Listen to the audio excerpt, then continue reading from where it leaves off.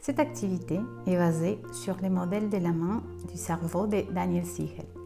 Elle a pour objectif de connaître les fonctions des principales régions du cerveau, comprendre comment notre cerveau réagit dans des situations stressantes et prendre conscience de l'importance de se calmer et de se contrôler dans les situations de stress.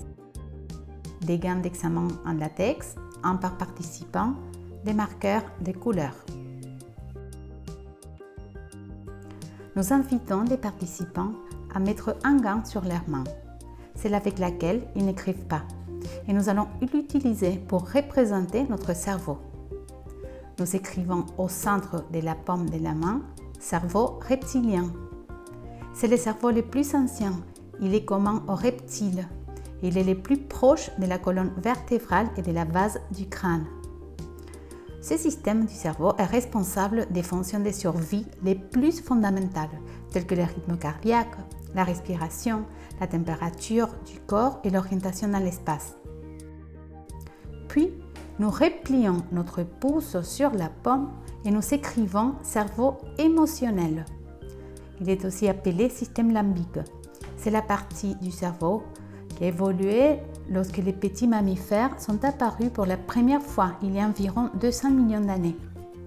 Il est commun avec les mammifères plus âgés, les chiens, les chats, les souris.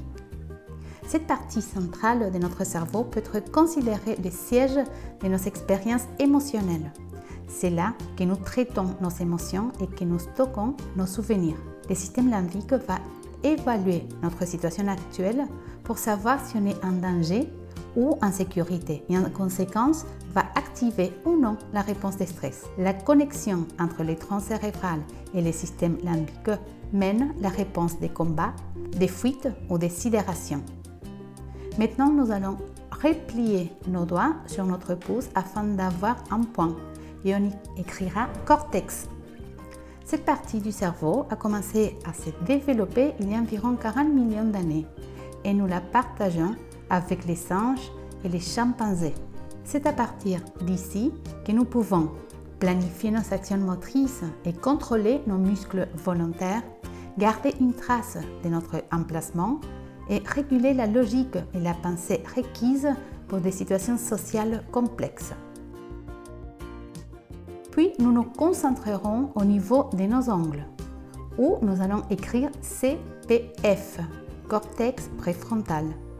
Le cortex préfrontal, qui est spécifique à l'être humain, nous aide à fixer et atteindre des objectifs, anticiper les événements dans l'environnement, prévoir les conséquences de nos actes, contrôler les impulsions, gérer nos réactions émotionnelles, avoir de la perspicacité et de l'empathie et surtout faire une pause pour réfléchir avant d'agir.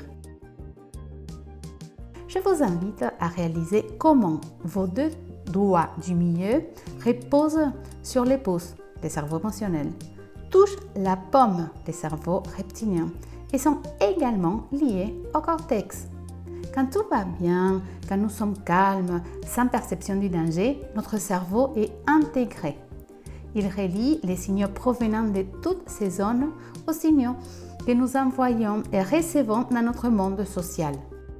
Que se passe-t-il lorsque nous sommes stressés? Cela signifie que nous avons perçu un son, une image ou une sensation corporelle comme une menace et que notre cerveau a activé la réponse de stress afin de nous préparer à combattre, à fuir ou à nous figer. À ce moment, notre cerveau disjoncte notre cortex préfrontal avec le reste de notre cerveau. Donc, nous n'avons plus accès à toutes les compétences de haut niveau, telles que la résolution des problèmes, l'empathie, la capacité à mettre des choses en perspective, la gestion de la réaction émotionnelle, l'inhibition.